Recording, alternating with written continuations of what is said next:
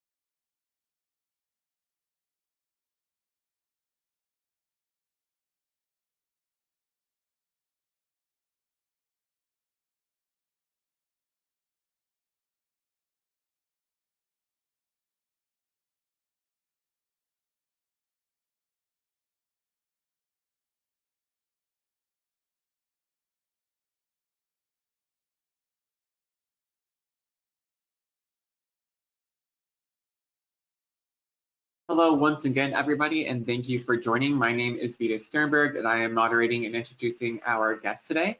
This is part one of a two-part webinar. The second part will be on Thursday at the same time, and I'm going to announce Nikki Kagan. So without further ado, Nikki, I'm excited to see your presentation, and thank you for speaking today. Thank you, Vita. I'm really happy to be here. Welcome, everyone. Thank you so much for joining. I'm really looking forward to spending the next hour or so with you. Let me just start by introducing myself. You can click to the next slide. So my name is Nikki Kagan. I'm a corporate facilitator, leadership coach, public speaker, and author. I began my business in 1996 in Boston, doing strategic planning for executive teams. I then moved to Israel 2 years later, serving clients in both countries. And my business grew to include more team and leadership development rather than strategic planning. My clients come from a variety of sectors: academic, IT, medical administration. Admittedly, most of the clients there's a heavier demand from the IT sector, largely because of that industry's rapid growth, also the age of the workforce, and so forth.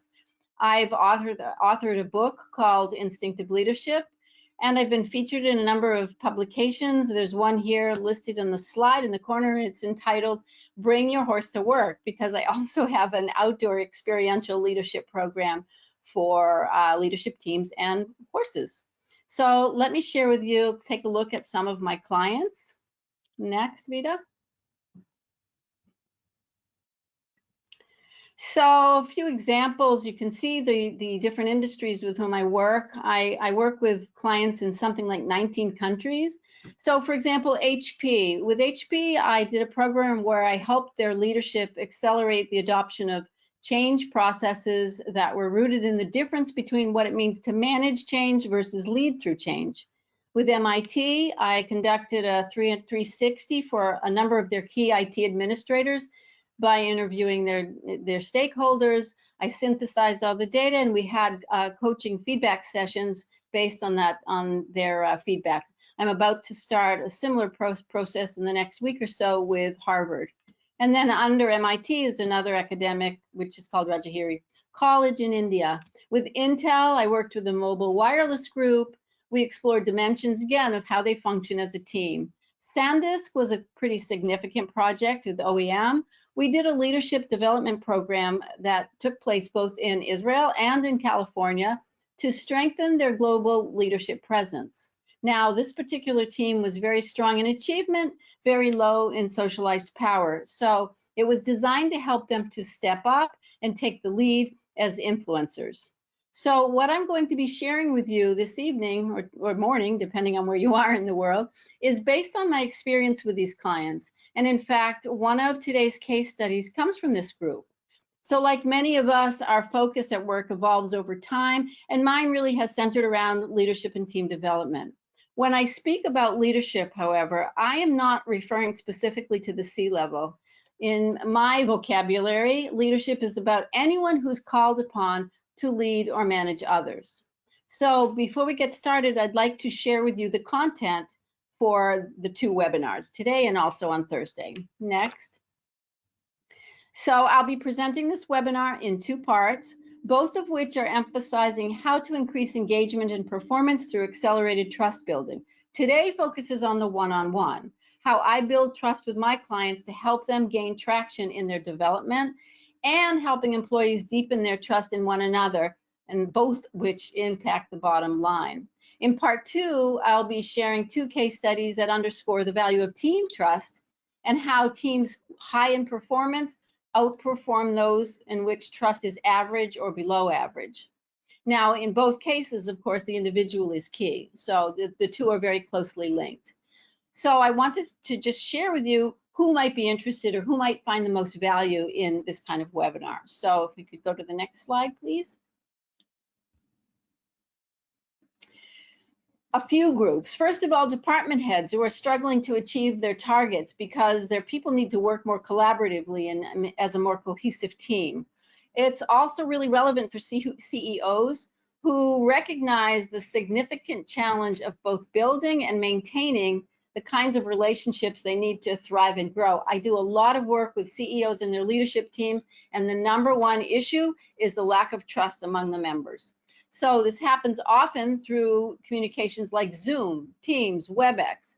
So this issue of remote relating is very, very important, and trust building is much more difficult.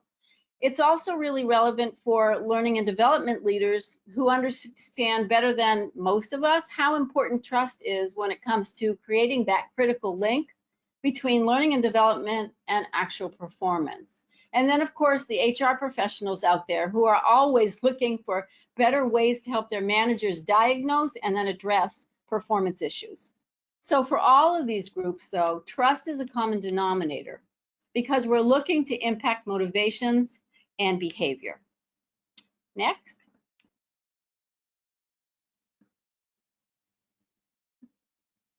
So we all know how important trust is, especially when someone betrays our trust, right?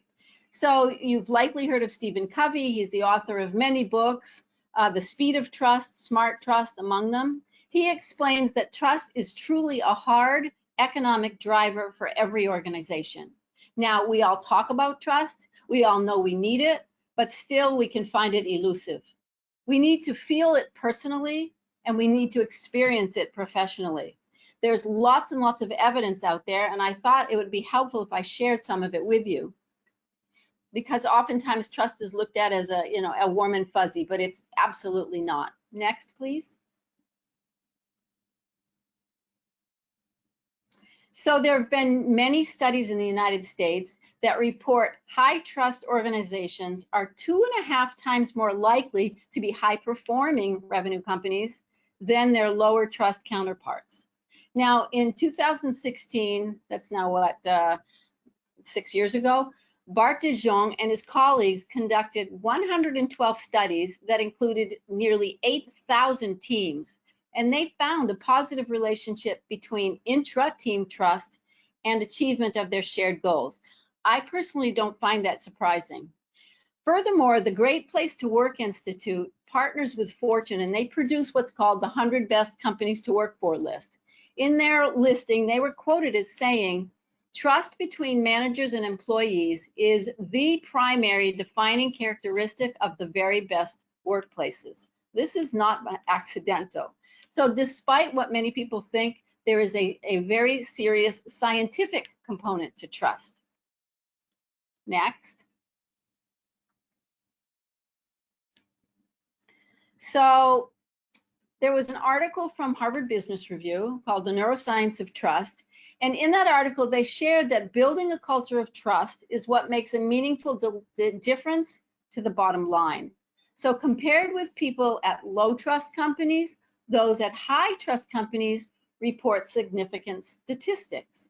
106% more energy, 76% more engagement, 74% less stress, 50% higher productivity, and the list goes on. Those are pretty significant. What's more, in 2001, Paul Zak derived a mathematical relationship between trust and economic performance. There were decades of research that led to the finding that whenever oxytocin, you know, that feel-good chemical in the brain, it's called the feel-good stimulant or something. Whenever that oxytocin gets stimulated, trust is higher. Or you might say when trust is higher, there is more oxytocin in the brain. But the question is, what stimulates oxytocin? That's the most interesting part. Next. First of all, trust is not absolute. It takes predictability, it takes dependability, it takes confidence, and it takes experience. There are 3 states in which we feel we can trust someone. The first state is when we expect that a person will behave predictably. So we can predict the outcome, how we know how they're going to show up. The second one is when we can let go of the need or the desire to control what someone else is going to do. There's dependability. We can depend on them. We don't feel like we need to control them. The third one is when we're willing to be vulnerable. So like when we open ourselves up to someone, confident that we're in a safe environment, it's safe to share. So those are 3 situations: predictability, dependability, and confidence. Now, the willingness to be vulnerable also depends on a few things. Next. You may have heard of this model. It's by Meyer, Davis, and Schumann. When they developed this model, they discussed 3 elements that have to be in place before we let ourselves be vulnerable, taking the risk to trust people. So we allow ourselves to be vulnerable when we believe that someone, and I think this is especially true at work, when we believe that someone has the ability. So in other words, they have the knowledge, they have the skills, they have the competencies that allow them to have influence in a specific area. Okay, not across the board, but in a specific area. The second one is when they have integrity. So they're on the same page with us about our principles, our values. Sometimes, and most often, those are implicitly assumed. And the third one has to do with benevolence. This is about the extent to which we believe that someone wants to do good for us. It's about caring about the other person, not looking to benefit from the relationship for our own sakes. So as you might guess, building trust typically takes time because it depends on history. But what if you were able to expedite that process? What would that be like? Next. So we know trust is essential. We know it typically takes time to build, but that's if we rely on the old way of building trust. So look at this image here. How many times would you want to see this guy shoot an apple off someone else's head before you would be okay letting him try to shoot it off yours? Maybe never, but let's just say it's fair to say numerous times, okay? So in the old way, trust was built on historical actions, which can take time. Because what about people we don't interact with that often? What about people who are working on the other side of the world and maybe we only hear their voice or occasionally see them online? What about people who are more self-contained or more introverted and less open and willing to share? Or there are people who just come across as spontaneous. Maybe we even think of them as reckless. People who behave inconsistently sometimes can bump up against our need for predictability when it comes to building trust. So it takes time for us to get to know who they are. That's the predictability piece. So the new way, however, we have the technology and the tools to gain insights about other people. My clients often tell me that they feel safe with me, that they trust me to give them kind and honest and open feedback, and they truly believe I have their best interests at heart. There's the benevolence. That's because I come with a sense of who they are, and I come with some idea of the questions that can help them and how to gently raise their self-awareness. And that information comes largely from a tool I use, which I will share with you in a moment. That tool helps me quickly and efficiently gain their trust. And gaining that trust is now more important than ever before. Let me explain why. Next. Well, these are complex times, And the last thing we need is more complexity. In some ways, technology has facilitated our ability to stay connected, which is true, but makes it more challenging than ever before to build trust. We don't have the benefit of body language and facial expressions in the same way. And with the sharp increase in working remotely, of course, relying on, Zoom, WebEx, Teams for our communication, we lose up to 70% of our nonverbal communications cues. And those cues are invaluable for being able to read someone else. At the same time, we're going through this time of renewal. People are thinking about new ways to think about who they are, how they show up, what they're about. It's time for us to step back and kind of see the forest for the trees, paying closer attention to how we connect and how we behave. So technology tools have made it possible to learn about each other more quickly and easily. There are many of them out there on the market. You're likely familiar with at least one or two. They're different in their presentation. They are similar in their derivation of some form of types. Many of them are highly prescriptive, which leaves little room for discussion or situational influence or even self-discovery. And when it comes to building trust, in my opinion, self-discovery is crucial. So let me share with you the tool that I prefer, one that addresses for me the complexities of working effectively. So my tool of choice is called the Humantelligence tool. I call it the HT for short. And for me, it helps break through those communication barriers, especially online, by giving everyone a chance to see each other close up. It provides a robust foundation for exploring what contributes to my clients' success, and it helps explain their perceived challenges in a very concrete way.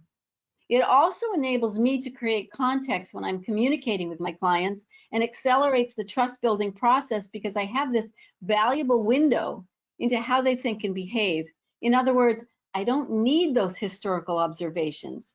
I only need my experience as I speak with them about what the tool has made transparent for me and eventually for them. So my approach with clients centers around encouraging them to explore who they are, as well as possibilities for how they prefer to show up. This is also the capability both individually and also with the team to gain insights into how best they can relate and communicate remotely through what's called a remote scorecard.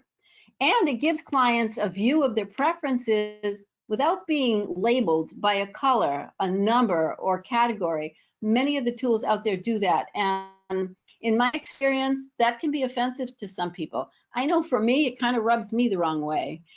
So the results with the HT tool are presented in a continuum, which serves as a springboard for a deeper discussion. So with HT, it's not about a score, which is something I really appreciate. So next. The thing is, many self-assessment tools focus on behaviors. Why? Well, because they're highly visible by definition. We can see how someone behaves. But there are three other aspects. One is motivators, one is energizers, and one is life priorities. And those are often difficult even for us to kind of to hone in on for ourselves. So behaviors, as I said, are out there for everybody to see, and they can be to some extent driven by our life priorities. The tool helps us to determine whether our life priorities are aligned with our motivators, our behaviors, and our energizers, or perhaps there's evidence to the contrary, which is something that occurred for me with one of the clients I'm going to present in the next case study. So all this information serves to set the stage for exploring the connection between what we see in the assessment and what someone is experiencing or acting out in the day-to-day. But the best way, as I said, to explain it is through a couple of case studies. Next. So when we have a chance to understand ourselves more deeply, it opens us up to others in a way that builds trust between us. That's exactly what happens between me and my clients. It's how I'm able to build trust with them so quickly and to help my clients gain traction fast. So to give you a better idea of how effective it is and how it works, I want to share two different but recent examples from my clients. Of course, I'm not going to use their real names. And this first one, who I will call Lucy, our coaching happened over Zoom. So we didn't have the benefit of face-to-face. So Lucy is the VP of People at a high-tech company that's focused on helping to increase digital sales channels through automated dropship marketplace operations. High-tech. So we were briefly introduced a few years ago, but we hadn't been in touch since. She was recently referred to me by another client and to provide an assessment-based coaching session. So Lucy had recently begun her role after having left a company where she'd worked for many years. She said she was looking for something more, a place where she could really make more of a difference, show something of herself. And despite some challenges, for the most part, she was really enjoying her new role. But as we reviewed her assessment, I asked her some questions related to her results, which is generally my coaching approach. And I want to share with you what we came up with, what we saw.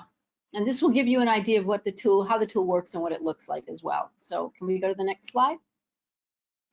So we spent something like 2 hours discussing her results. Now you see here at the top of the screen, these little cartoon people, those are called personas. And the personas are followed by, down the left-hand column, behaviors, motivators, work energizers, and across the bottom, life priorities.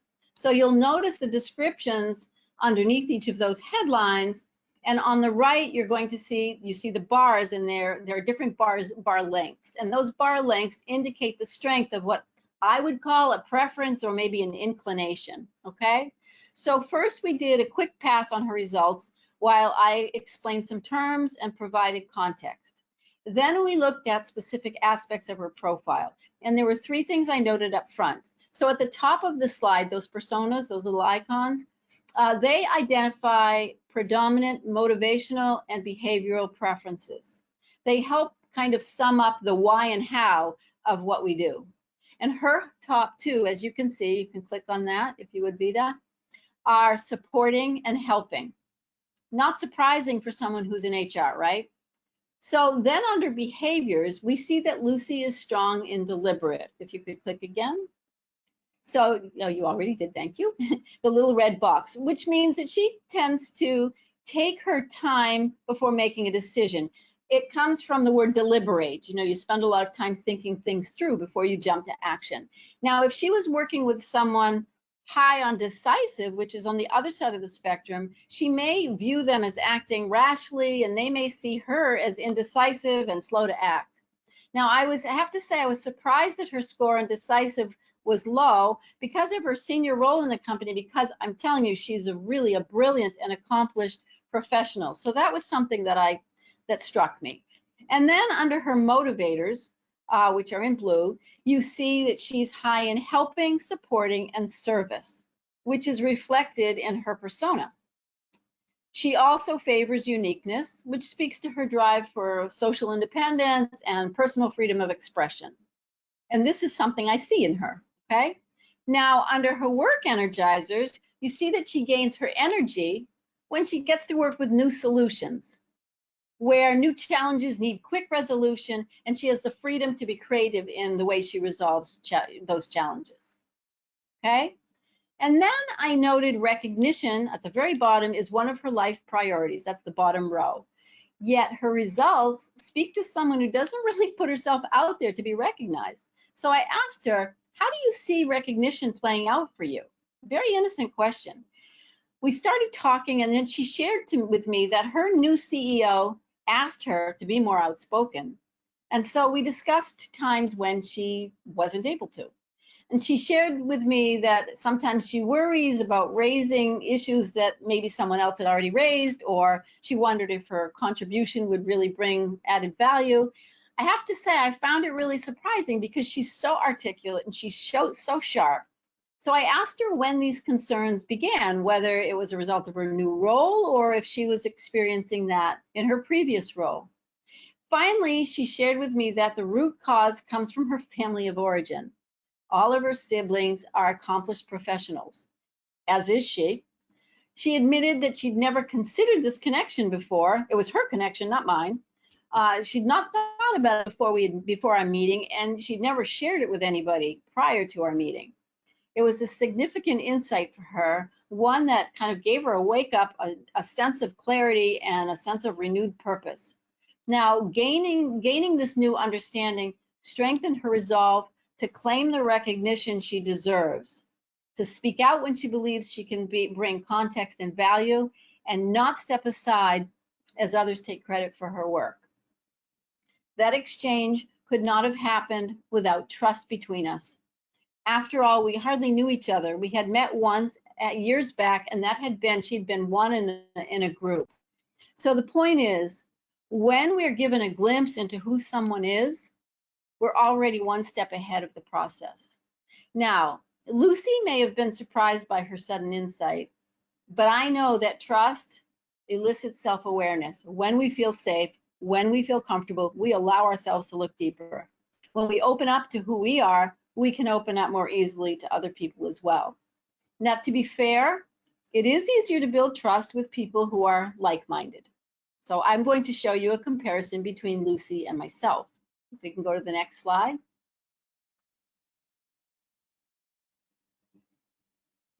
So one of the great things about this tool is its ability to show degrees of similarity between people. Now you see at the top circled in red that Lucy and I have a similarity score of 64 out of 100.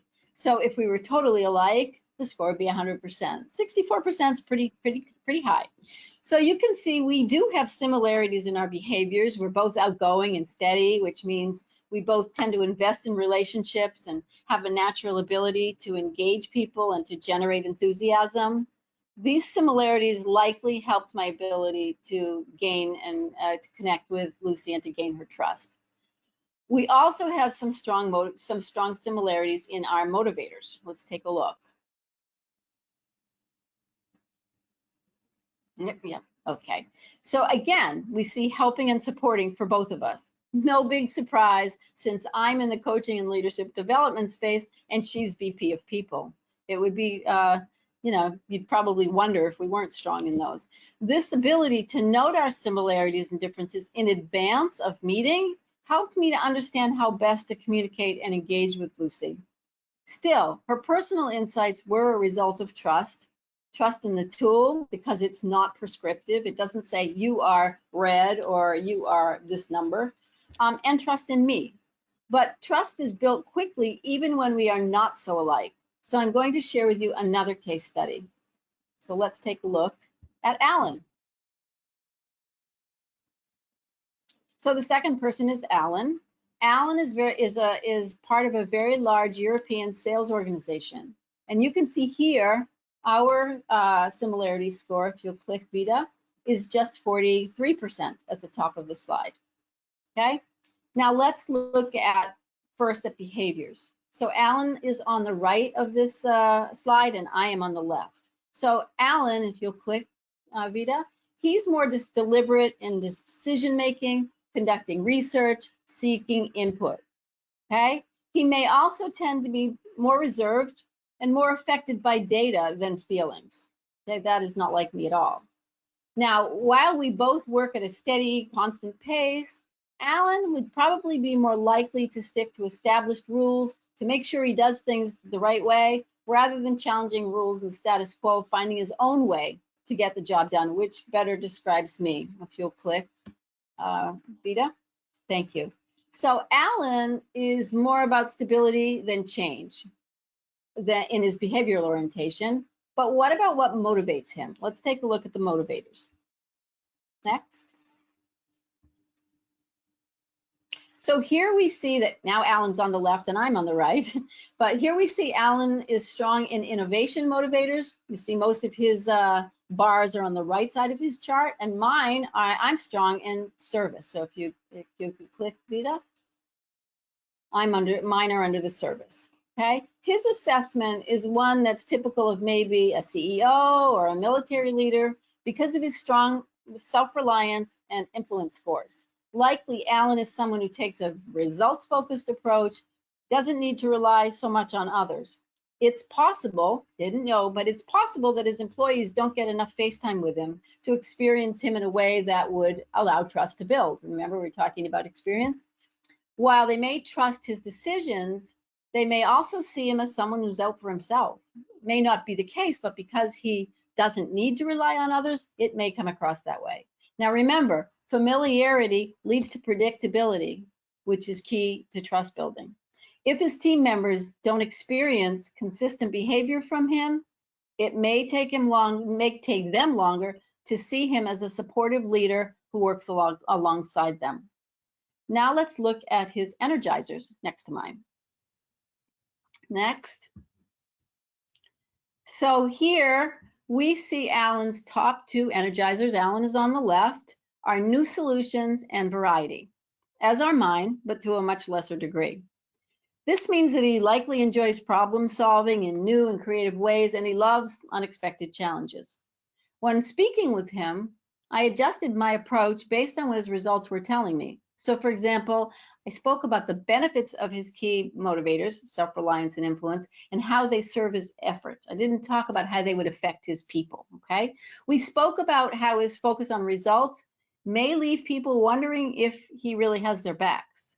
And we spoke about when and how it's appropriate to rely on proven methods versus ideating some new solutions. Remember, Alan likes to make decisions, he likes to influence, and he likes to be in the driver's seat. That's when he is most comfortable. So my focus was to help Alan understand how to gain traction around achieving results through his team. In other words, what potential results might he lose if he doesn't engage the team enough? In other words, I can speak Alan's language because thanks to the HT tool, I have insights into what his language is. I can build his trust very quickly. And don't forget, the facts concerning the impact of trust tell the full story. Next. So going back to this slide, predictability, dependability, and confidence in one's responsiveness caring are some key contributors to an increase of trust and a corresponding rise in oxytocin. And when that happens, we increase the likelihood of getting the results we want because results require trust. Next slide. Now, when I consult with clients, I find that most of them need help kind of hearing what the results say. It's one thing to look at them. It's another thing to really be able to go deeper and understand the interrelationships between the behaviors, the motivators, the energizers, and the life priorities. I need to build trust quickly, and I do it by asking those provocative questions based on what I've learned from their self-assessments. So I look for potential idiosyncrasies or maybe two elements that don't make quite so much, don't align, don't make so much sense to me. And I just start asking some provocative and innocent questions, and that gets people thinking. I find that these questions are typically the most effective way to build trust and increase self-awareness. When people think that I get them because I come with these insights, they are ready to trust. So self-awareness, trust, they go hand in hand. You can't separate the two in my mind. Okay, next. Knowledge facilitates trust. When we have baseline information about someone, whether it's one-on-one or within a team, we can ask questions coming from a place of curiosity, not judgment. When we ask people about what they're experiencing, when they feel productive, when they feel strong, or when they're struggling, we help them draw their own accurate conclusions. That's the most powerful learning. And because we're exploring and asking, based on what we've learned about them, trust begins to build. It removes all the contrived, what I would call reasons we imagine for their behavior. We begin to understand them for who they are, a network of preferences, of motivations, energizers, and behaviors. For me, the HT tool is perfect for laying that foundation of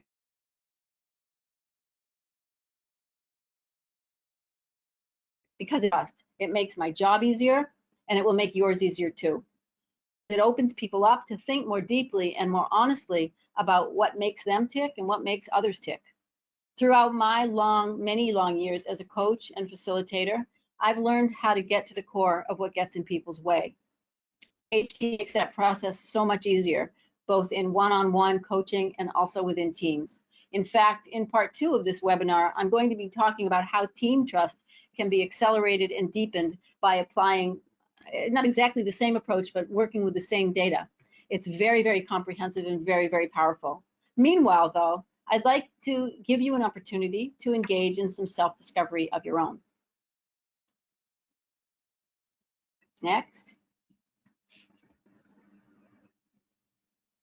So as I've been saying throughout the webinar, self-discovery is the point here. And I would like to invite you to try it for yourselves. So at the very least, you'll validate what you already know about yourself, and that's a good thing. At the very most, you will have gained some really powerful new insights about what makes you, you. I'm going to give you all the opportunity to try it for free. And in addition, I've reserved 6 hours for the first 12 people who complete the assessment to participate in a complimentary coaching session with me to explore your motivations, your preferences, your life priorities, your behaviors. So you can either scan this barcode or email me for the assessment link. And I believe Vita also has just put it in the chat. It's going to give you an opportunity to see firsthand how much you can learn about yourself and your team. It's certainly enough to get you started, and it will give you a really good idea of how this tool works and how valuable it is. The link, the QR code will be on the next slide, so don't worry if you missed it. We go to the next slide, please. So in the next part of this webinar, I will be sharing 2 case studies that involve team development. Ironically, both are part of a sales organization. That was not intentional, but one is a fairly small family-owned business. The other is part of a large global conglomerate. Different structures, different challenges. I really do hope that you'll join me for that session as well. I think it'll be very, very insightful. I would like to give you the opportunity, if you have any questions, to ask those questions. You can go to the next slide, please, Vita, and be happy to answer any questions that you may have. So for those of you that do have questions, please use the GoToWebinar question queue, and I will read them to Nikki as they come in.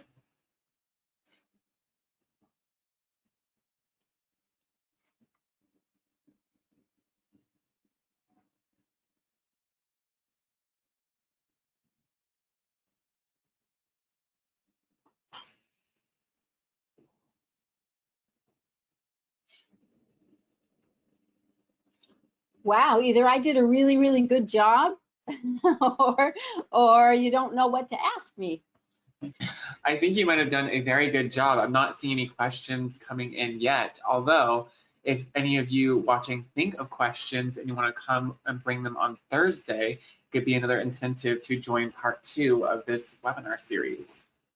That's a great point, Vita. And if any of you are leading teams, I think it's a great opportunity for you to try it for yourselves now, and then you'll be one leg up when Thursday rolls around, and you'll have a deeper insight in how it can work for your team and how powerful it can be.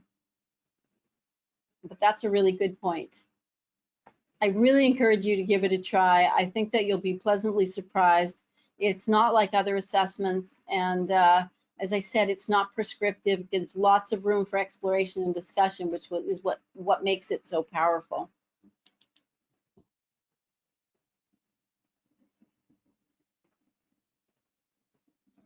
Martin, anything you want to add, or?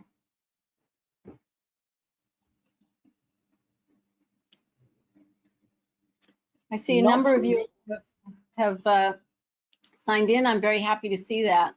Looking forward to checking out your results with you. Sorry, Martin, I interrupted you. Nothing really for me to add, Nikki.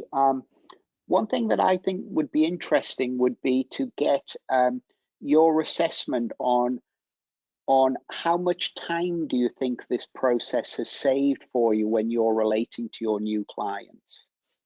Wow, that's it's a really good question. And I have to tell you, when I think back, particularly with teams, but even for coaching clients one-on-one, um, when I think about the process that I used to go through with teams, it would take sessions, like several meetings for the team to come together to get to the point where they would be willing to disclose and share. And this cuts right to the chase. You can do it in the first session. So that speaks for itself. One-on-one, same thing. You know, it takes time to get to know someone, and you go through all the small talk, which you would do anyway. But when you start to see the nuances that make that person who they are, then you can relate to those nuances even in the small talk. And so it cuts through the chatter that normally takes time. So I don't know how I would define it in terms of hours, but I could define it in terms of sessions. And I really believe the tool allows you to go deep in the very first session. As I said, with both Lucy and Alan, we cut right to the chase in the very first hour. And like I said, Lucy, I hadn't seen for years. And to be honest, I'd forgotten that she was in the group because it had been so long before and there were a number of people in that group. So that's a really good point. And Nikki, I have, yeah, sorry. We did just have a question come in. I didn't want to cut you off in that sentiment. So if you have one or two more things to add, go ahead. And then we have one question that came in. No, I'm happy to answer the question. Thank you, Vita. Okay, good. So thank you for answering the question. It goes, how do you convince reluctant managers or HR that trust is fundamental? Wow, well, that's one of the reasons that we put the statistics in there. And I think what I would do with someone who thought of trust as a fuzzy word, I would change the language and I wouldn't talk about it as trust as much as I would understanding what's behind the way we behave and the way we speak. So I would probably, if they were reluctant to hone in on the word trust, I wouldn't use it. I don't think you need to use the word trust. There are lots of other ways to describe what happens when people understand each other. So that's part of the whole art of coaching and consulting, is understanding what makes people tick. For example, when I do sessions going back with the horses, there are some people who are very spiritual and they'll want to do this, sort of mindfulness practices. I have a lot of teams that if I said mindfulness to them, they would just walk away. So we don't do that. So this is part of learning to speak the language. So I would avoid using the word trust if people found it.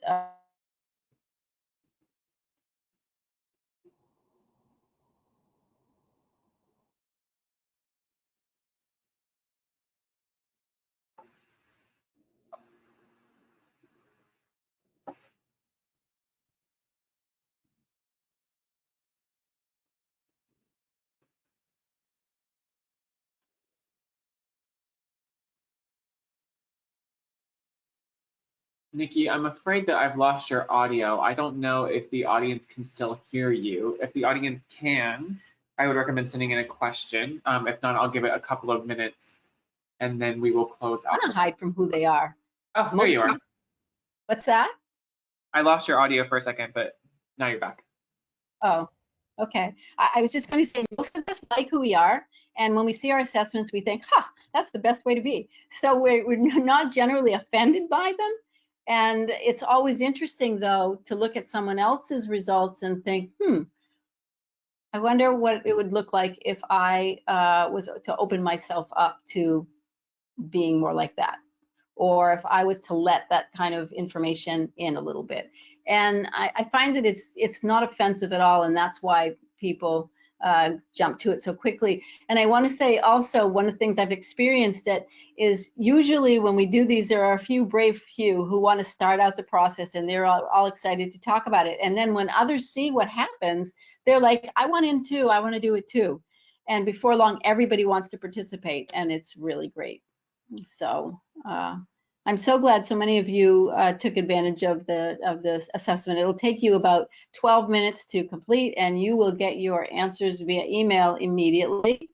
And I will be notified, and then I will reach out and send a scheduler so that you can pick a time to speak with me. So, any other questions or comments, Vita, Martin? A thank you from the person who originally asked the question for addressing it is the other comment that I see, but I don't have any other questions. So we could break for today and resume on Thursday. And I encourage any audience members, if questions occur, to definitely come with them on Thursday, and we'll take some time again toward the end to answer those questions if you think of them between now and then. That would be great. And please, I'd love to have you back again on Thursday. Similar but different session, and it takes it. You'll see the robustness of the tool when you look at it from a team perspective. So please come back. Thank you. Great. Thank you, everybody, for joining today. Like Nikki said, we hope to see you on Thursday. And thank you for being here, Nikki and Martin. We appreciate it. Thank you. Thank you so much, everybody. Have a good rest of your day.